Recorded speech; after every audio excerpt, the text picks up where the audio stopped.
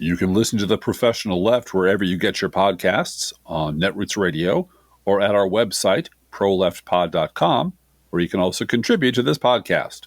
There is a PayPal button at our website, or you can mail us a letter and or contribution at P.O. Box 9133, Springfield, Illinois, 62791.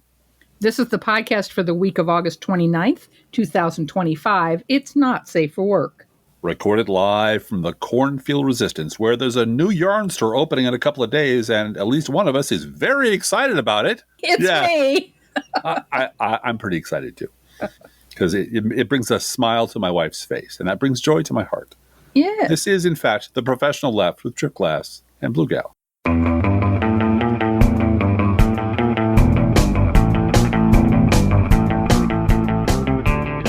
Hey, Blue Gal. And I like the name of the new yarn store in Springfield. It's called Extra Yarn. Yeah.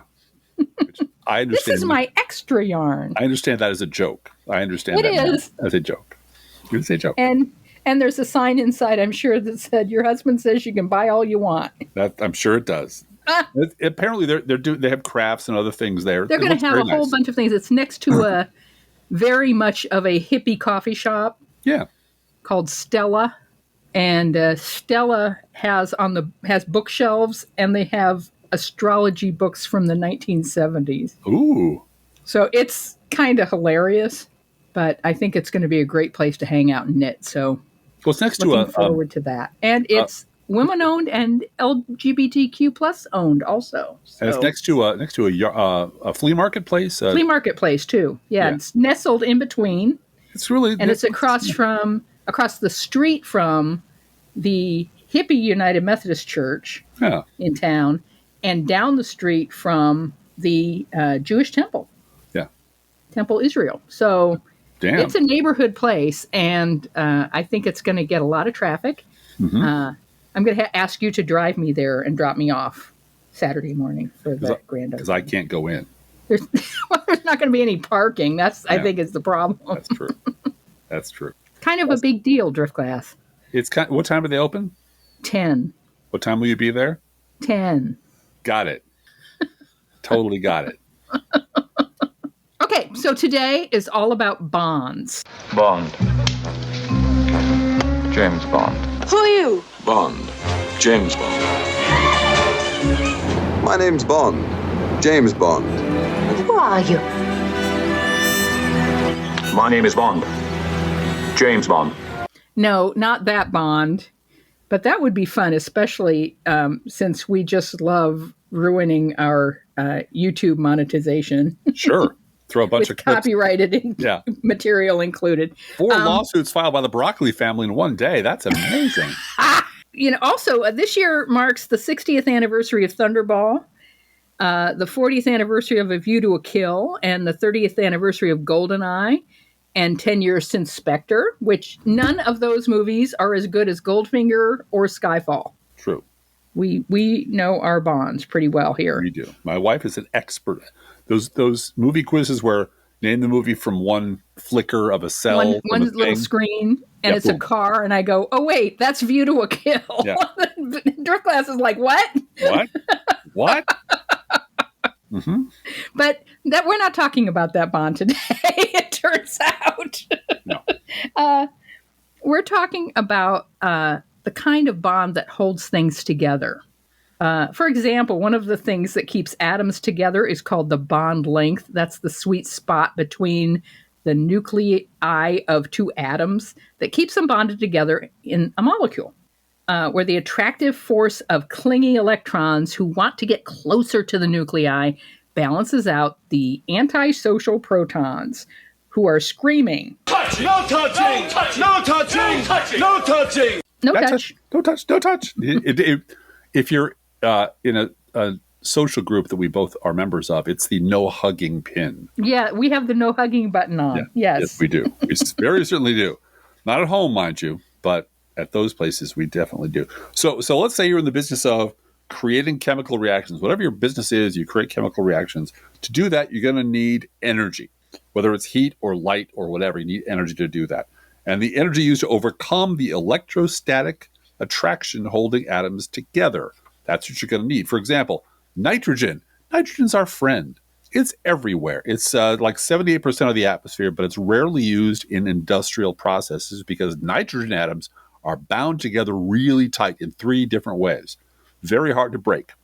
It would need to be hit by lightning or heat it up to over 900 degrees Fahrenheit to break the bonds. And that's, by the way, 500 degrees Celsius for our listeners outside the U.S. So this is a full-service podcast, global podcast.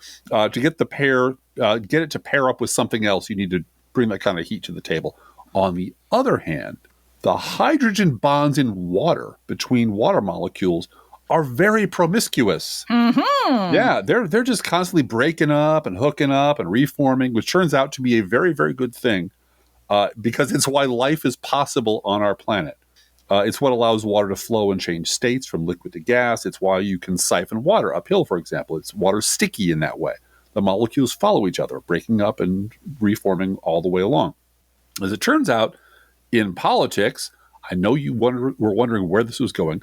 In politics, the forces that bind a person to a party or a candidate also vary wildly. Mm-hmm, mm-hmm. For example, hardcore MAGA voters would apparently be happy to be entombed with Trump after he croaks so they can serve him in the afterlife.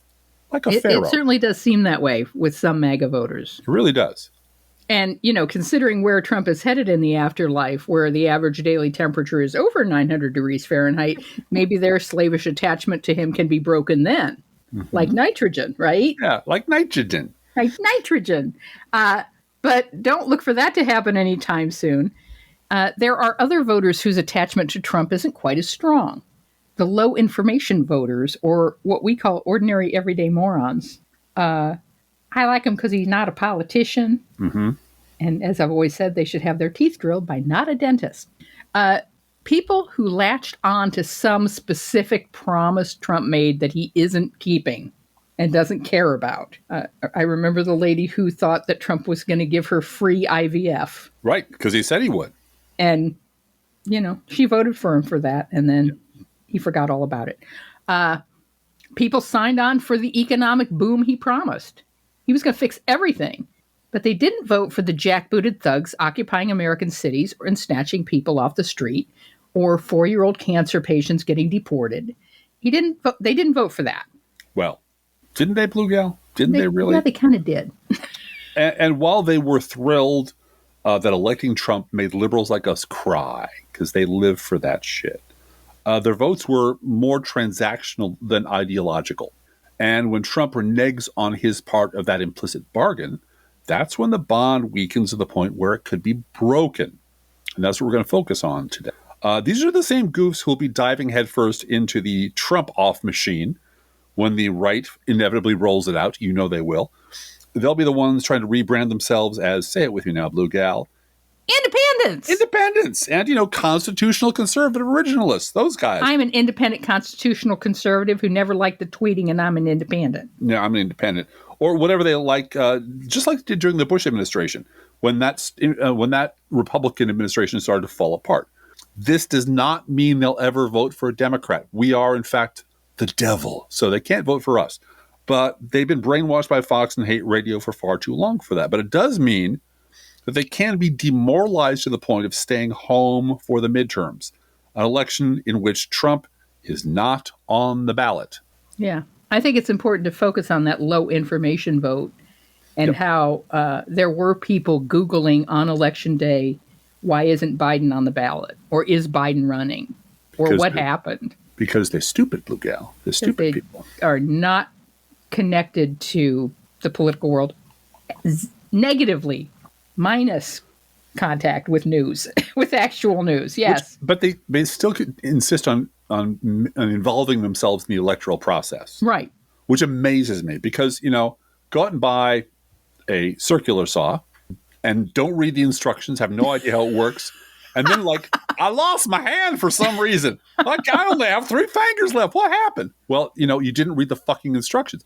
I bet these people all are at least modestly careful when they go buy a tool to figure out how the fuck you use it before you use it. But they can't be bothered to find out what's going on in their own country, how their own country works, or who's in charge of anything, or consequences of actions, which means in my book, they're stupid. They're just fucking morons. but they vote. So that's the world we live in. So let's take a look back 20 years, and I can't believe it's been 20 years, but it has, to see a high-profile example of this dynamic in action. Mm-hmm. In 2004, that's 21 years ago, we learned that a slight majority of American voters were stupid enough and hateful enough and bloodthirsty enough to put a dry, drunk half-wit like George W. Bush back in the White House for another term. Bush won out over John Kerry, a competent, highly qualified public servant, even though Kerry kicked Bush's ass in every debate. Bush won 50.7% of the popular vote, and Kerry won 48.3%. And we could do an entire podcast about that election and how Republican operatives manipulated voters that year. Oh, yeah. Well, it was Matthew Dowd. Yeah. Was out there, and he and Karl Rover fled in the countryside with gay bashing initiatives to make sure the evangelicals got out to vote. And by the way, that election is why so many of us moved from being political to being political bloggers. Right.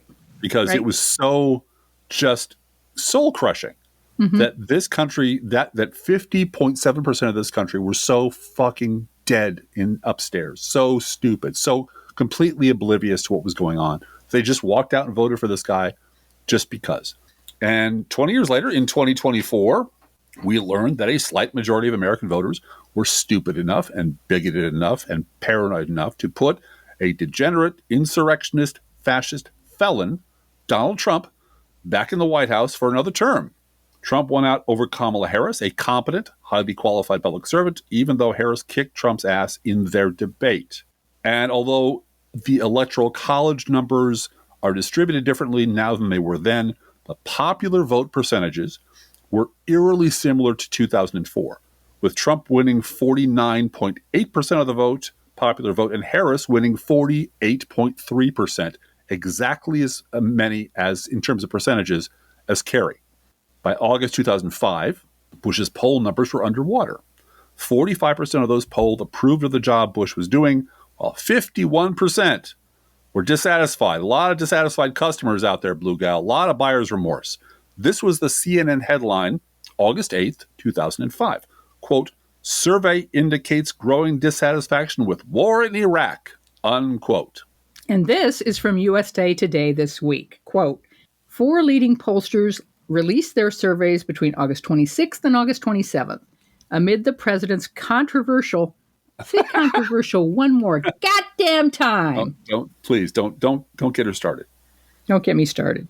Controversial National Guard deployments to the nation's capital, and after meeting with world leaders over the Russia-Ukraine war and ongoing tariff hikes. Aggregations of recent approval polling from the New York Times and Real Clear Politics placed Trump's approval at 43% and 45.3% respectively, with disapproval rates of 53% and 51.5% as of August 27th. These averages include the 4 most recent national polls, unquote. The Quinnipiac University poll shows an even sharper drop. 37% approve. And everybody who's listening to me needs to be aware of that. That 38%, that's the Sarah Palin floor. Absolutely. Those people will never say no to a Republican. No. And there's 38% of them. And you will see that number, 36 to 39, somewhere in that range. You will see that over and over and over again. It's the Sarah Palin floor. Mm-hmm.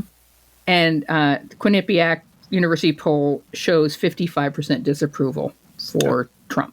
Okay. And so back to the USA Today article. It continues, quote, opinions were underwater on all 6 issues pollsters focused on in the survey. Those would be crime, Russia-Ukraine talks, foreign policy, the economy, trade, and the Israel-Hamas war. Trump scored the highest marks for his policies on crime and his talks aimed at ending the war between Russia and Ukraine, 42% and 40% approvals respectively. His lowest issues were the economy, trade, and the Israel-Hamas war, all receiving less than 40% approvals, unquote. Now, in the 2004 election, the issue was almost entirely about the Iraq war, and Bush ran as the capable, decisive man of action who could win the war easily and restore America's confidence in itself. heal our wounds. But almost immediately after the election, it became clear that the war had not only been a mistake, but might become an historic disaster. Plus, out of nowhere, Bush decided he had a mandate to propose Social Security privatization. Yeah. Yeah. What the fuck are you talking about? I got that, a mandate. that caught everybody by surprise. Yeah. It was a policy that he'd never campaigned on and which nobody wanted. Yeah. So, yeah, Mr. Popular decided to go for it, and he fell flat on his ass. The 2024 election was almost entirely about immigration and the economy. Trump ran as the decisive businessman of action who could fix every problem on day one and make America great again. And morons didn't remember the 4 years he'd been president before. No. Yeah. Still, almost immediately after the election, it became clear that Trump, again, has no fucking idea how anything works and doesn't care. Mm-hmm. That his solution to immigration was turning the military loose in American cities, creating a new American Gestapo made up of masked goons who snatch people off the street, and setting up internment camps. Concentration camps is what I call them. Yeah, that's what they are. Also, his magic answer to everything else was playing musical tariffs with the world economy and your pocketbook. That's right. If only some other candidate had warned people that tariffs were going to cost the American consumer $4,000 a year. Yeah, or that Trump would turn the military loose on the American public. Or that Trump would turn the military loose on American cities. That message got through to people who were paying attention, but the morons don't pay attention by definition because they're morons. The mainstream media didn't take her seriously either. And they just went, like they were too busy eating pudding. He said, she said, who knows? Hey, who knows? And, they're eating the dogs, they're eating the cats. Obviously, he's denied that Project 2025 has anything to do with him, so I guess he doesn't do it. I guess he won't do it. Not like he just lies all the time. Right. It's not like he ever just lied all the time while he was president before. And then, out of nowhere, Trump turned Elon Musk and his band of chaos clowns loose on the federal government, attacking science wherever they found it, spinning out wild conspiracies about everything from phantom Social Security recipients to transgender mice, gutting whole departments, banning books, erasing history, and firing hundreds of thousands of federal workers, putting incompetent freaks and morons, all personally loyal to Trump, in charge of everything. Which I know. And by the way, that cabinet meeting this week, I can't. That's the thing. We can't. We're not normalizing it. We're not saying, we're not shrugging it off. We're just saying this is what they voted for. This is what we warned what they voted would happen. For. This is what we've been warning about for decades. This is the end point of all the bad shit that we were warning about all the way back in 2004. We took up our little pens and started writing our little blogs. Now, as we're sure you all know, this week also marks the 20th anniversary of Hurricane Katrina and the Bush administration's catastrophically incompetent response to that disaster. That's burned into our memories. And as you might recall, for the most part, the response from the right to that disaster at the time that was unfolding right before our eyes ranged between sarcasm and sadistic.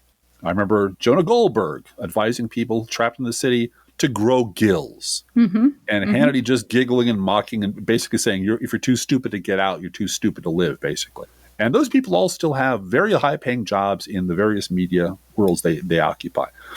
Bush had appointed Michael, heck of a job, Brownie Brown, to run the Federal Emergency Management Agency. Brown's previous job had been, this is from Wikipedia, quote, the Judges and Stewards Commissioner for the International Arabian Horse Association from 1989 to 2001. After numerous lawsuits were filed against the organization over disciplinary action that Brown took against members violating the association's code of ethics, Brown resigned and negotiated a buyout of his contract, unquote. Yeah, he sucked at that, because he gets paid. Yeah. Oh, Brown gonna get paid. Yeah. And then, of course, Katrina, etc.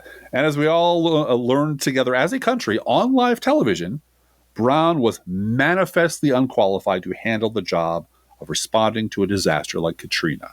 It was grotesque. It was criminal negligence. And this is when some of the bonds between Bush and his supporters began to break. Now, this was in my archives from 2005. And this was David Brooks, who was Bush's number one cheerleader Pushed that Iraq war, called liberals stupid, backed pretty much every Bush play in the book. This was him on the PBS NewsHour on either September 2nd or 3rd from 2005. This is David Brooks, and I'm quoting, "I just think it's a huge reaction we're about to see. First of all, they violated the social fabric, which is, in the moments of crisis, you take care of the poor first. That didn't happen. It's like leaving wounded on the battlefield. In 9/11, you had a great surge in public confidence. Now I think we're going to see a great decline in public confidence in our institutions. And so I just think that this is the anti-9/11, as one of the bloggers writes." I'd love to know who that blogger was. "First of all, it's a national humiliation to see bodies floating in a river for 5 days in a major American city. But second, you have to remember that this was a delegitimization of institutions. Our institutions completely failed us. And it's not as if this is the first time in the last 3 years." Holy David shit. David Brooks remembering the past. That is what I just like. I was flabbergasted. That's how angry he was at this, and how indefensible, how completely indefensible this was. This is why they talk about everything else being so-and-so's Katrina. Exactly. Because Bush's Katrina really swung the needle so hard that David Brooks remembered 3 years earlier. He did. And this is him continuing. "This follows Abu Ghraib, the failure of planning in Iraq, the intelligence failures, the corporate scandals, the media scandals. We've had over the past 4 or 5 years a whole series of scandals which have soured the public mood.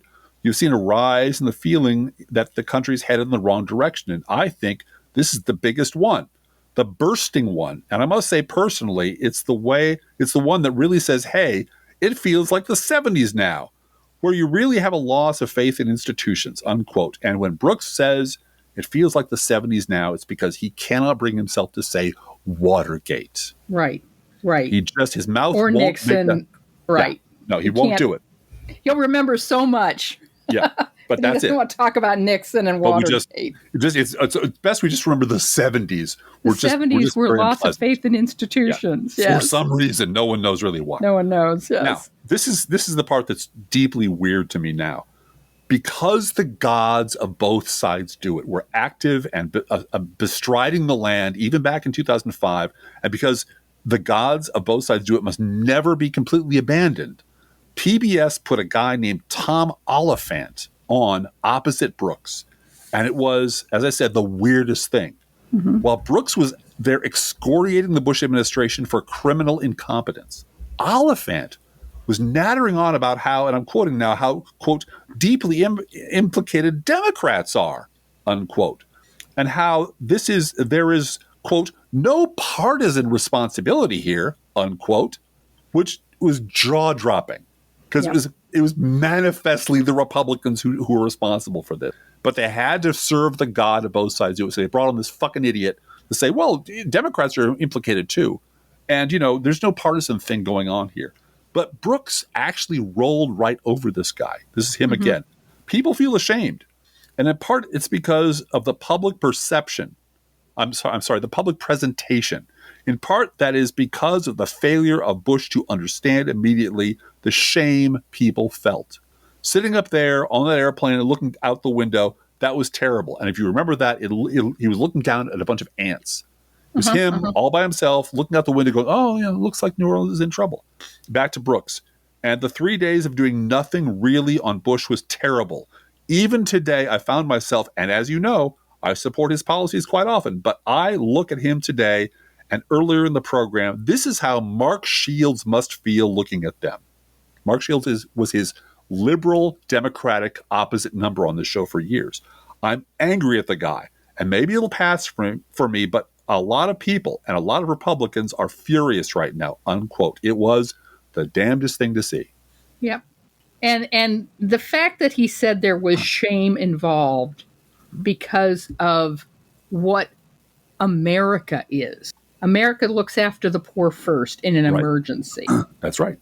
And this is something that I said at the time, and I know you talked about at the time as well. The most conservative person in the universe believes that the government is responsible for natural disasters, federal government, natural disasters, and military intervention.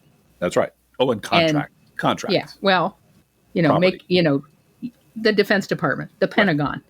That is the responsibility of the federal government, and natural disasters, protecting people and cleaning up after massive natural disasters. People who say government's evil, government's wrong, government can't do anything, still think those two things are things the federal government is the only entity that can actually address those issues. Right, because it's the only entity that And can Bush bring failed on both counts. And exactly, you failed on the two most basic things government should do. The most conservative person in the world would say, yeah, the government has to do those two things. Yeah, and it wasn't. He failed on both counts. It wasn't that he failed at national defense, although he did on 9/11. He lied us into war. It was that he fucking lied us into the wrong war. Right. He didn't just lose a war. He lost a war that we should never have been involved in the first place because he lied us into it. Yep. And that was intolerable. There were just enough people who said, I can't. That's why they became independents, Blue Gal. They did. And, Sean Hannity still thinks there's weapons of mass destruction hidden in Syria someplace. Because, of course, Saddam Hussein would move them to another country. Yeah. And like the Fonz, they never said I'm wrong. They just can't. They couldn't say they were wrong, but they could say I'm a member of the Tea Party. I don't know. You know who George Bush is, right? Anyway. Yep. I'm taxed enough already. That's my outrage now. Uh-huh. Yes. Now, did that mean that David Brooks went home and threw away his Reagan underoos and began sending money to MoveOn.org? No. Really? I bet not. No, I don't think so. But it did mean that the Republican president had broken faith with some of his most reliable supporters. People who thought that his tax cuts didn't go far enough, Drew Class. Exactly. But that was before this. The one time David Brooks broke with George W. Bush was, your tax cuts aren't big enough. They're not big enough. They should be bigger because we're never going to have deficits again. Ever again. So let's do even more tax cuts. Yeah. And, some of them had started to notice that maybe some of the professional left's dirty hippie criticism of the Bush administration had been right. Yeah. And you can't have that. No. As the entire Never Trump media corporation proves, you can't allow people... You can't allow the professional left dirty hippie criticism of Republicans to have been right. Stand. You can't allow them to have been right about this all the way back in 2004. Nope. But there's this incredibly horrific evidence of it. Bodies floating in the streets of drowned New Orleans, or lying in the pavement outside the Superdome, or coming home in caskets from Iraq. And all of that cannot be ignored. The torture at Abu Ghraib, all of these images flooding in that cannot be ignored. And although I got to say, Peggy Noonan tried. Oh, she tried so hard to ignore Abu Ghraib and say, we really should just move on. We should just a great nation should not look at these things. Sometimes history should be mysterious, Blue Gal. Yeah, right. And we should just move on. They really were just trying to say, please, please, please, shut up, close your eyes, move on, and pretend this never happened. It's too hard to look at, so we just won't. Right. So then came the midterms. Yep. And you know what? George Bush kept banging away about this war on terror and privatizing Social Security. But, he had a problem because he wasn't on the ballot. No. And by 2006, terrorism wasn't the voters' top issue anymore. They cared about the ongoing catastrophe in Iraq, the economy, which was about to tank, health care, and gas prices. Republicans were underwater on every single one of those issues. You might remember the 2006 midterms as a titanic rebuke to the Bush administration. And in terms of power shifts, it definitely was. In the Senate, Democrats won a net gain of 6 seats to regain a narrow majority.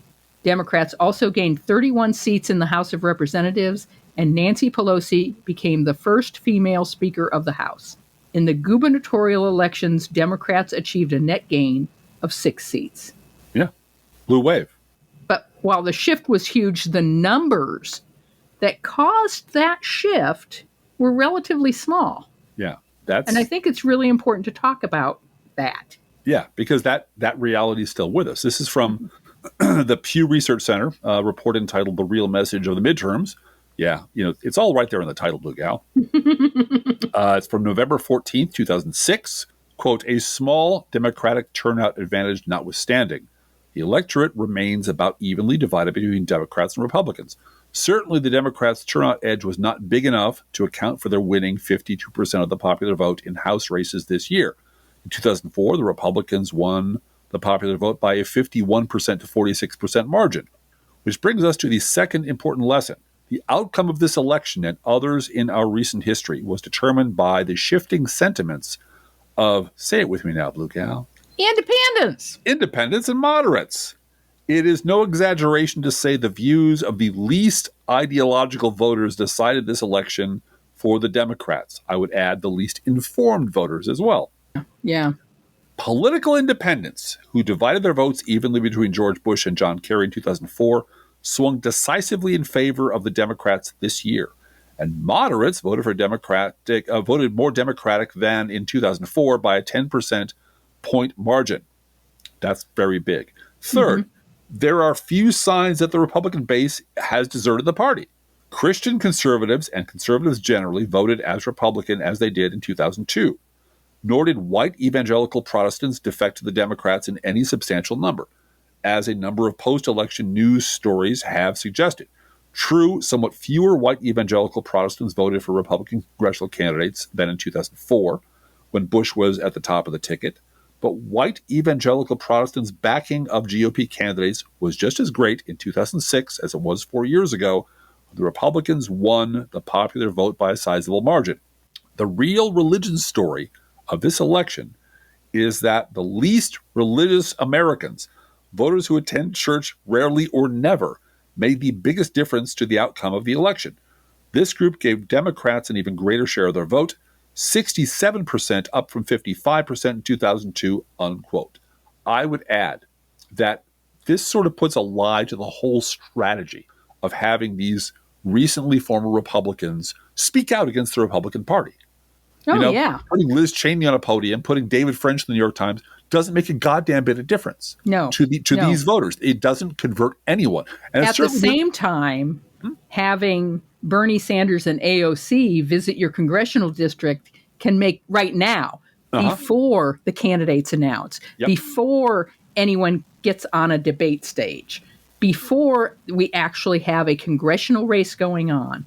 This is what Kennedy used to do, Ted Kennedy. Ted Kennedy used to visit congressional districts and have, rallies and speeches and so forth. And it was to get the Democratic base, who were going to make phone calls and postcards and go door to door and have a bumper sticker on their car and every point at which you can touch other voters. You need the committed people, the activists, excited. Right. And glad to help. And that introduction of, if you don't mind the chemical analogy. This is it. Introducing that level of energy into the system. Right. Is capable. Bubbles, if you will. Is capable of breaking bonds and moving moderate independent voters one way or another. Exactly. You're adding oxygen to the system by doing that now in 2025. That is not by accident. Because if AOC, there are places where AOC can go and campaign specifically for a Democratic candidate, and it will help that candidate.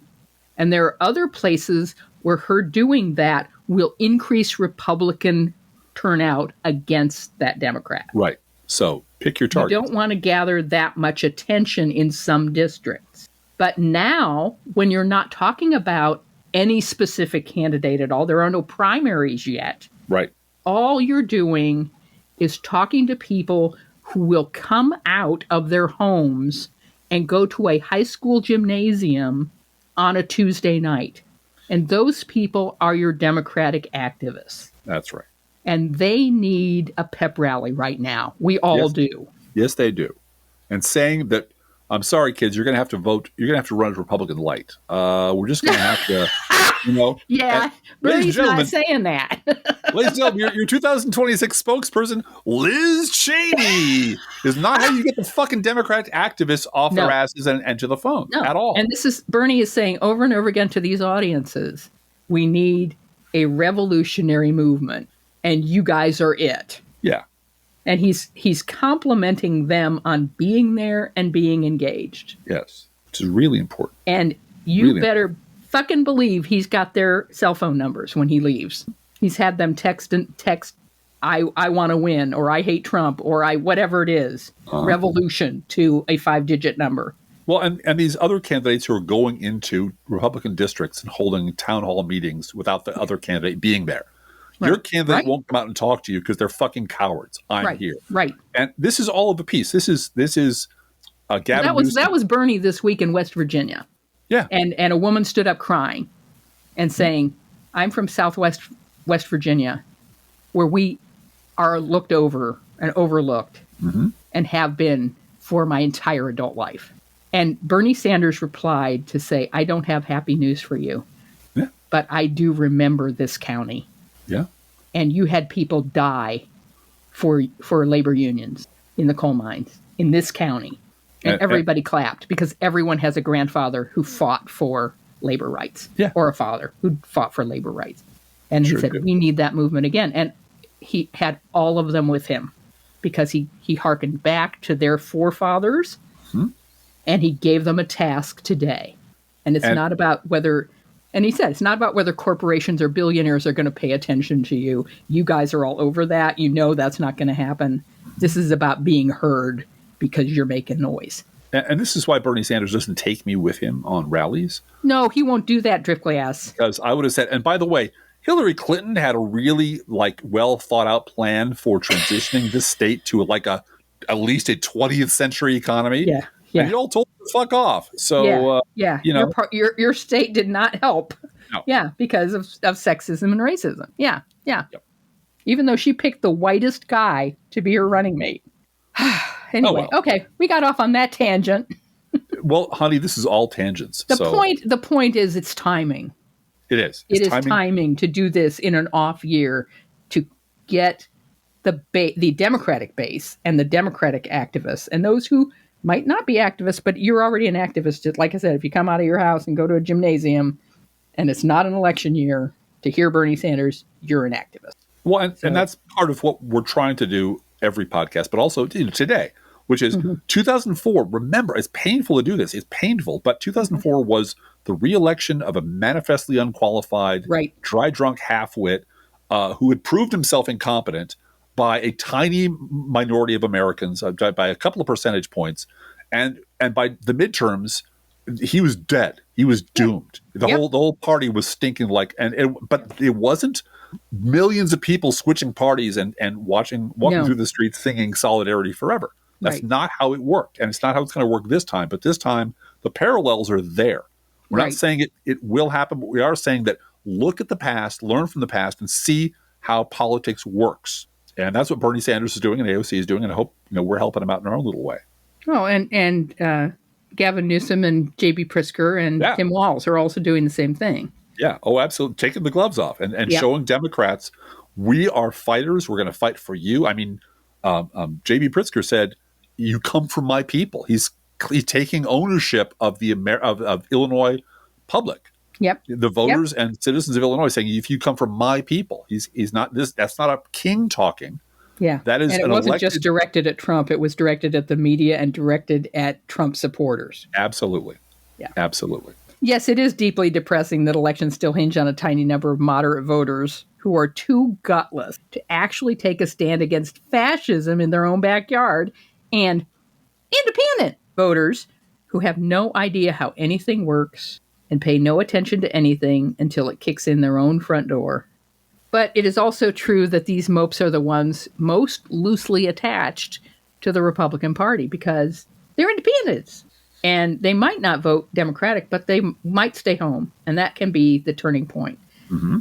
These folks voted for Trump for what were objectively stupid and selfish and often racist and sexist reasons, and who are now starting to notice troops in the streets and grocery prices going up and gas prices not going down and Medicaid being destroyed and the cost of insulin skyrocketing and saying, wait just a minute, this is not what I voted for. Yeah. Think to yourself how many times you've seen a bunch of farmers or a MAGA voter or some Midwest wife or husband saying, the whole fuck around and found out moment. This isn't what I voted for. And you know what? First of all, hey, dumbass, this is definitely what you voted for. This is exactly what you voted for. Mm-hmm. So shut up. And second, the midterms are coming, and if, like in 2006, the top issues are not whatever Trump is running his mouth about this week, those people can be moved to either give Democrats a shot or at least stay home and cry in their beer about how we need a third party. Because nobody need a boutique third party that takes care of me and my needs specifically. Yes. Which is and hilarious. Still kicks out the brown people. Right. I don't want those people. And I don't want taxes raised. I just want people to tell me what I want to hear. Despite what you may think and how we advertise ourselves on every platform we go to, we here at the Professional Left are not in the business of predicting the future, although we're pretty good at it. We're here to contextualize what's going on now based on what went on in the past to bring us here and now, and based on available data to speculate on what futures might be possible. And we're very encouraged by some of the green shoots we see out there. For example, as Blue Gal said, governors like J.B. Pritzker and Gavin Newsom and Tim Walz taking the gloves off and taking the fight to Republicans. And like these special election results from Iowa. Ooh. This is from The Guardian. Quote, Democrat flips Iowa state Senate seat and breaks Republican supermajority.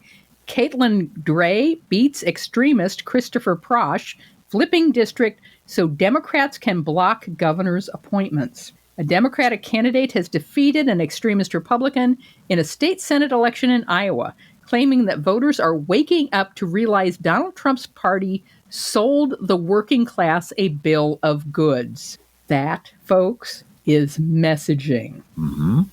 Donald Trump's party sold the working class a bill of goods. Now, Drift Glass, you and I would like to just say, you're a bunch of fucking idiots. You goddamn well voted for this. Suck it. Somebody who wants to get elected in western Iowa has to say, you were sold a bill of goods. Yeah. And it worked. The Republican in the race, Christopher Prosh, had aligned himself with Trump's MAGA movement. And by the way, Republicans have no option to do otherwise. Exactly. They're trapped. Trapped. Mm-hmm. Prosh floated conspiracy theories about the 2020 presidential election. Shocking. In other words, kitchen table issues, Drift Glass. Right. That's right, Blue Gal. And also, he wanted to talk a lot about the climate hoax. Yeah. He also compared abortion access to the Holocaust. But Caitlin Dray, a 37-year-old marketing executive, won with 55% of the vote to Prosh's 44%. This was a swing of more than 20 points from Trump's performance last year in the district. And you can goddamn bet the farm that it had something to do with the color of the candidate. Yeah, it did. It absolutely did. Hate to say it. And this district covers most of Sioux City, Iowa. I read the entire article. I read this article a couple of different places, and Republicans are quick to add, well, that's because voter turnout was low. Yeah, that's exactly why it happened. Uh-huh. We noticed it too. Thank you. Yeah. Yes, that's the point. The Trump voters didn't turn out for Christopher Prosh. No. Floating conspiracy theories about the 2020 presidential election when gas is over $3.20 a gallon. That's, they'll turn out for the dear leader, but this asshole is a waste of their time. They're too busy. They're busy doing other things. They didn't have time for the election. Now, given the fascist doom loop spiral the Republicans have locked themselves into, between now and the midterms, they have no place to go but down. Yeah. There's nothing they can't get out of this thing without, changing their entire party around 180 degrees.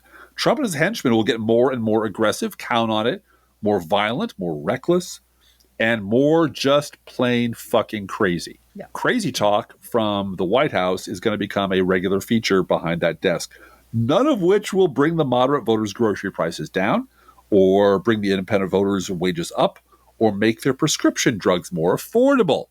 But Republican policies will furnish Democrats with a cornucopia of images of goons in masks and camo beating the shit out of old women and dragging crying children away in chains, sound bites of Trump in his stupid red hat, hiding out in the White House behind the desk, the White House he's turned into a gold-plated whorehouse, yammering crazy shit into a dozen microphones. Yep. Mm-hmm. And I got to say, this reminds me a little bit of 68 and Nixon. Yeah. Everything you just talked about is vibe, as Yeah. my kids say. Yep. And you start having a vibe of violence and a vibe of hatred and a vibe of unaffordability of average American standard of living. And somebody runs on affordability and ending the chaos. That you're going to get the low information voter that decides to turn out and vote for change, quote unquote. Yeah. They always vote for change. This is what Junior Dude always says. They always vote for change because their lives suck. Yeah. And he just shrugged his shoulders and said, there is a class of voter that just hates incumbency. Right. And there's a class of politician, and I guess it's around 90% of them that vote that run against Washington. Yeah, even if they've been there 30 years. And so 90% of those in Washington run against Washington every election. And those people in Washington, because they know the rubes are like, yeah, man.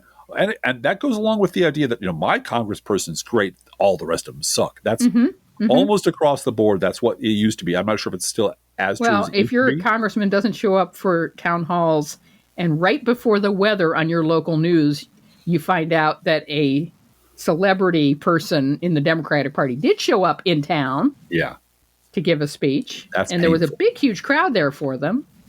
Again, vibe. Then if we have a repeat of 2006 and an unpopular president and his unpopular party lose enough seats in the House to flip it into Democratic hands and furnish Dems with real political power. And even before that, I expect, and I know you expect, Driftglass, for Trump to go ballistic. Oh, yeah. Absolutely. And Gavin Newsom came out today and said Trump doesn't want to have any more elections because he's going to lose, and he just doesn't want to have them. Right. They're inconvenient. And he doesn't have any power to stop local elections from happening, and that means House races. So he's going to become more unhinged and do the fist pounding, bug-eyed crazy, and frankly scaring even more voters away. And once Trump stops being the second coming and becomes a stinking political albatross with kidney disease hanging around the neck of the GOP, that's when we can expect to see the return of the fabulous Bush-off machine that Driftglass has illustrated so many times on his blog. Billionaire-funded, brand new political movement that has nothing to do with Trump, and nobody's ever heard of Trump, but we have a new hat that is about a different vibe. And that miraculous device that magically turned dog-loyal Bush supporters into, say it with me now, independent voters. Independent voters. I'm an independent. And they never heard of Bush. Yeah. And they'd never been involved in politics before. But now they're taxed enough already in their Tea Party. I never liked the tweeting, Driftglass. And they never liked the tweeting. They never liked the tweeting. Yeah. So you can all expect that machine will be taken out of mothballs, given a quick tuck and roll job, and be introduced as a brand new, fresh off the factory floor, Trump-off machine sometime over the next 12 to 16 months. And it is amazing that it took the mainstream media years, 2.5 years or so, to actually pay for polling showing that, these are Bush voters. Yeah. Yeah. Well, we're going to do everything in our power to make sure they don't get to delay that announcement 2.5 years. Yeah. Well, I was writing about the fake Tea Party like the week they were founded. Right. Just like No Labels. No, I was writing about No Labels 48 hours after they dropped. Because after the press conference, absolutely. It's obvious what they were. They were a rebranding thing. They were a centrist organization for non-centrists. It's a scam. Yeah. And I was furious because local Chicago television at the time had these two guys on who'd never been involved in politics. But we saw all the stuff going on in taxes and whatnot. We thought, hey, it's time to get involved. And I think it was Phil Ponce, who I normally had respect for, was like the most credulous ass you've ever seen on television. Like, really? What's this new political movement? What do you think about? What are you talking about? And I did like the minimal amount of research on these guys. These guys are political activists. Yep. They've been political activists for years. What? Well, it's because we don't want to talk about former Trump voters, former Bush voters. Former Bush voters, who are lying about supporting Bush because they were desperate not to be held responsible for the shit that all came down. And so they just invented a brand new thing they called themselves. That if you've ever seen The Big Short, the bit with Anthony Bourdain. Why?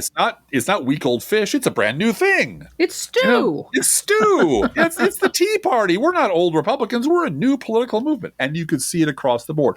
We could all see it. And it wasn't until, here's a little fun fact for you. It wasn't until Joe Scarborough, 2.5 years later, and David Brooks, 2.5 years later, both said, oh, yeah, they're just Republicans. Yeah.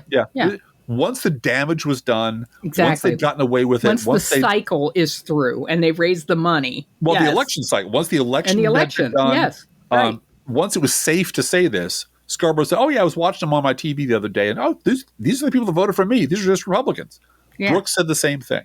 And it's 2 years too late is the model, right? Not too late, because that was the plan. It was not to talk about the fact these people are just fucking Bush voters until it was safe. Because if they're Bush voters, you should be holding them responsible. You, as the legacy media, should be holding them responsible for what happened. Accountability. And Aren't since they the legacy party of personal responsibility, Drift Glass? Yeah. Well, the legacy media doesn't want to hold Republicans responsible for Republican shit. No, because then they won't buy hair replacement pills. Well, then it's not both sides, Blue Cow. Yeah.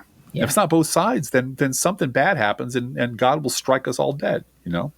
Hey, Drift Glass, we got to do a news roundup. Yeah, we're coming up on 6 hours on this podcast. This is hour number 6. Drift Glass promised me this morning. He said, I think we're gonna do a 6-hour podcast today. I said, it's gonna be amazing. Like hell, we are. So this is part 1. You're just up to part 1.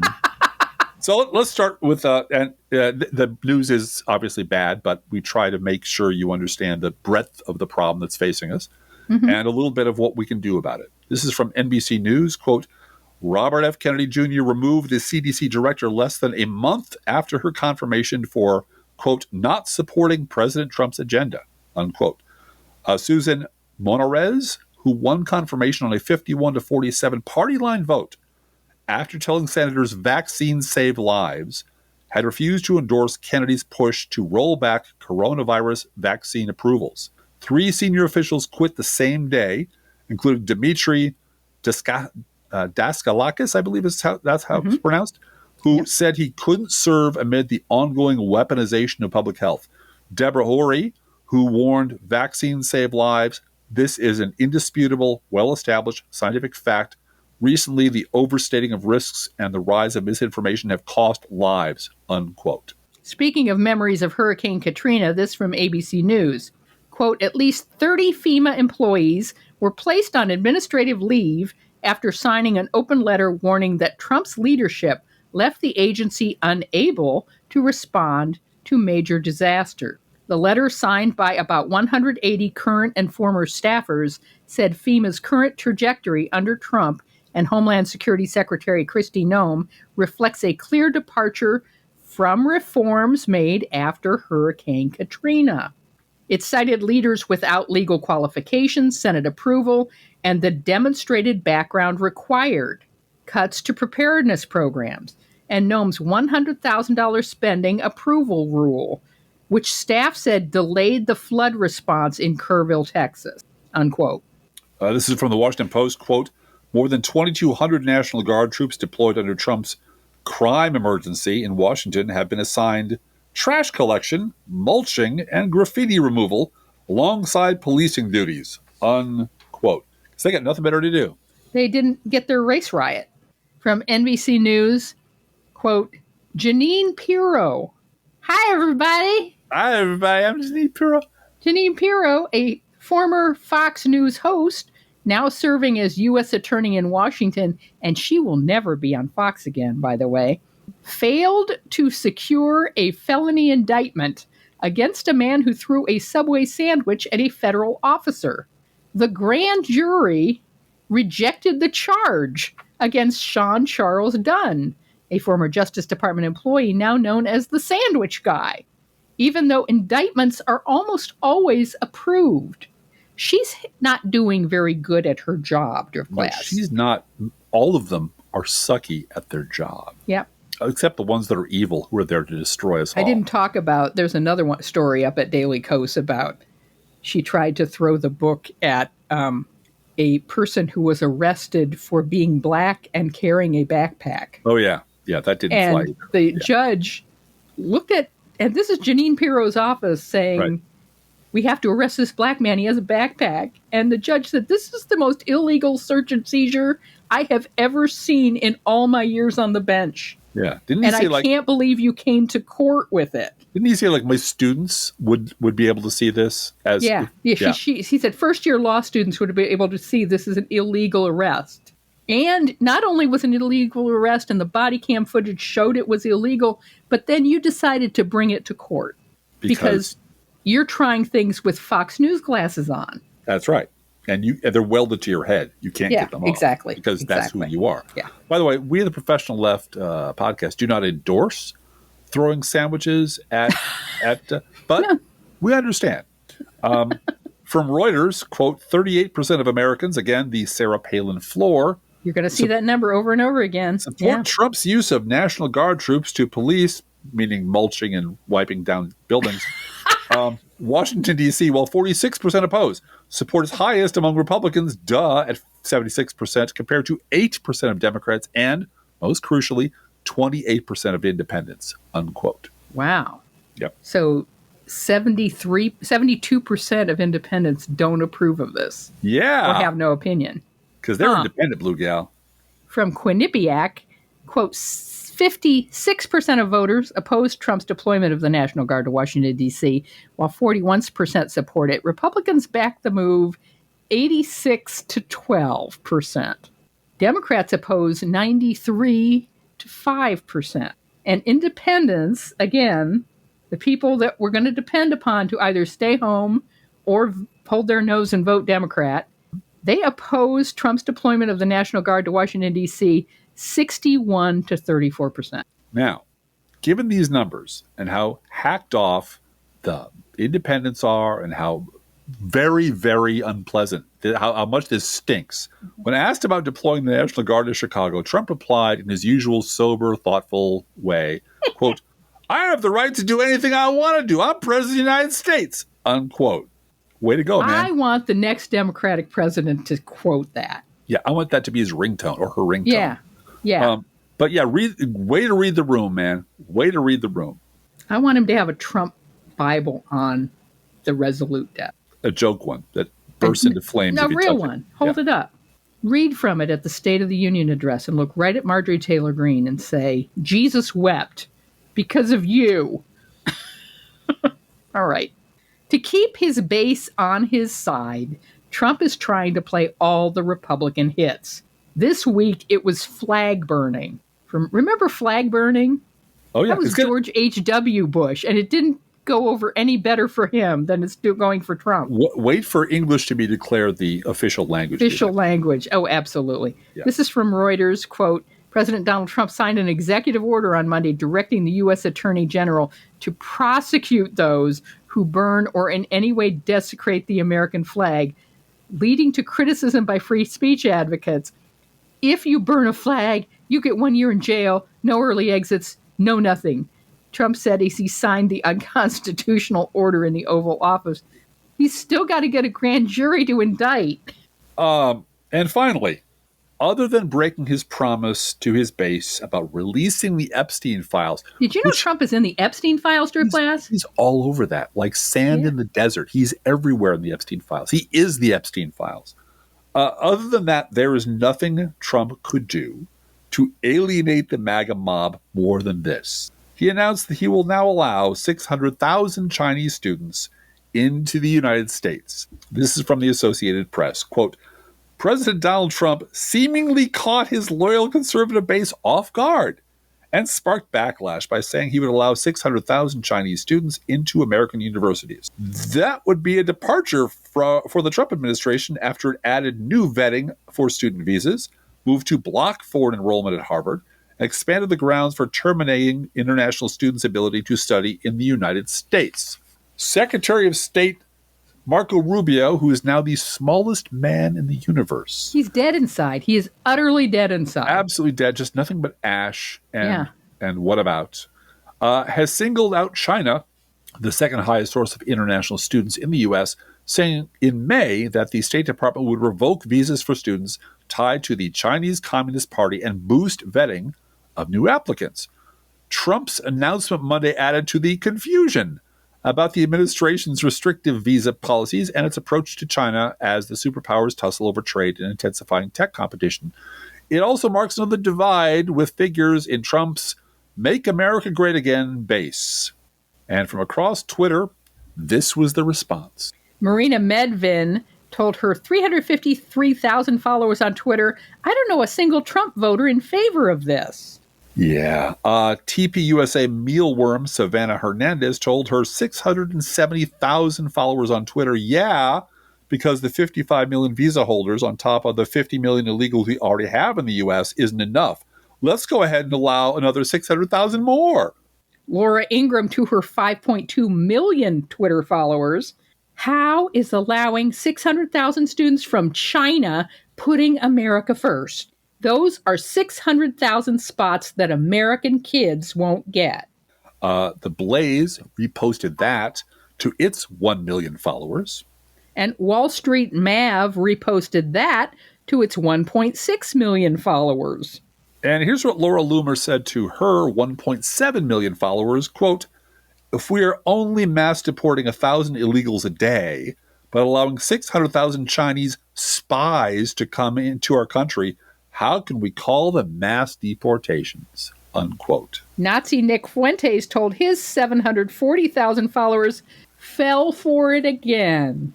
Yeah. Womp, womp. Womp, womp. I can see someone like Pritzker putting this in an ad. Oh, God, yes. Oh, 100%. In a primary ad. Again, they just write themselves. They just write them. And we, by Joe the way, Republican supports Donald Trump allowing 600,000 Chinese students into America. Into America. And now, on that subject, I would like to remind all of the listeners out there, who I'm sure remember this as well as we do, all of the really, really angry, bitchy, whiny comments that were directed at people like J.B. Pritzker and other folks during the election for running ads that simply said, so-and-so is the most conservative candidate in this election. Yep. And they thought that was dirty pool. You know, calling attention to the opponent's to your opponent's record in a faux positive way. He's in favor of this. He's in favor of that. Thus, guaranteeing almost in every case that radical conservative nut job would be the candidate in the primary election. Primary. Yes. Over the slightly less crazy candidate they thought was just incredibly bad. How David dare you? Brooks soiled his Reagan underoos over He did. it. He pooped himself. Despite the fact that, and this is where it gets really confusing and not confusing, but very hard to comprehend, because you realize now we're fighting fascists, right? And the people on the right are the bad guys. So we want to beat them. So as a tactic to beat them, this seems to have worked out very, very well. So where is your apology for J.B. Pritzker being smart enough to do this so that Democrats would ultimately win the election? But they're still like, no, Democrats have to play by the same dainty rules that we've all observed since the 1700s, or Republicans do whatever the fuck they want. And we're not going to, and we're just going to say, well, you know, that's just the way democracies work. No. Finally, some Democrats with big voices are getting it, that you got to fight these people on their grounds, not on their terms, but on their grounds. You got to hit them where it hurts, and you got to hit them over and over again, and you don't give up until they are down for good. Yep. And that is something that I think all I want to see is those people who are so cranky at Democrats for being smart, shutting the fuck up and sitting down for this election. Yep. And Driftglass was joking about a 6-hour podcast, but I get to talk to this wonderful man about politics all weekend long. I'm so blessed. Yeah, we talk about other things. I will say that we talk about like a yarn store opening and James Bond movies and so forth. Each week we post to our Patreon page and website an internet kitty sent in by you, the listeners. This week's internet kitty is Calliope. Calliope got out of the house. Oh my God! And this picture is after her human recovered her, and doesn't she look smug? I let you win. I let you get me. I let you get me, and now I'm back in the house on the bed. Mm-hmm. And of course, Calliope eats freshly poured cat food, our fake sponsor. Whether you serve pet store perfection or dollar store dreck, your cat will sit on a comfy bed, all smug, and demand that the food they eat is only freshly poured, because I came back in. Freshly poured, freshly poured. Oh, my Lord, it's freshly poured. And you can visit Calliope, very smug, at our Patreon page, patreon.com/proleftpod, or our website, proleftpod.com. And you can send your internet kitty, dog, or other pet to us at our email address, proleftpodcast@gmail.com, or you can also write to both of us. You might want to mark your calendars for next Wednesday. We will be on The Bob Cesca Show on the 3rd of September. Yes. Do feel free to write us. We love hearing from you. Be aware that if you write to us at any of our addresses, we reserve the right to read your email or U.S. Postal Service. Go! Postal! Unions! Letter on the air unless you say otherwise. And this is your friendly reminder about our gourmet coffee guidelines. They're just guidelines. You can interpret them as you wish. But if you're able, they're not a rule. It's not a law. It's not an executive order. I'm not going to lock you up for not doing this. It's not like burning a flag or something like that, where you go to jail for a year. Sorry, that's just the way things are. If you're able to treat yourself to an espresso-based beverage, we ask you to consider buying one for us as well. This isn't charity. This is, in fact, how we support the work we do. If you can spare $5 a month, we'd be very grateful for your support at patreon.com/proleftpod. Please also help us to continue to grow by sharing this show on social media. If you love this podcast, introduce it to a friend. Make it a whole date. Thank you for doing so, and we really do appreciate all of your help. Hey, Driftglass, how are the Internet Kitties doing this week? Well, look out, Internet Kitty scientists are hard at work testing the strength of various chemical bonds by knocking things off the table. Let's think about living. Think about living. Let's think about loving. Think about loving. Let's think about the hooping and the hopping and the popping and the loving, lovey-dovey. Lovey-dovey-dovey. Let's forget about the wine and the crying, the shooting and the dying, and the fellow with a switchblade knife. Let's think about living. Let's think about life. The Professional Left podcast is recorded under a Creative Commons license. Copyright 2024-25, GGBG Productions.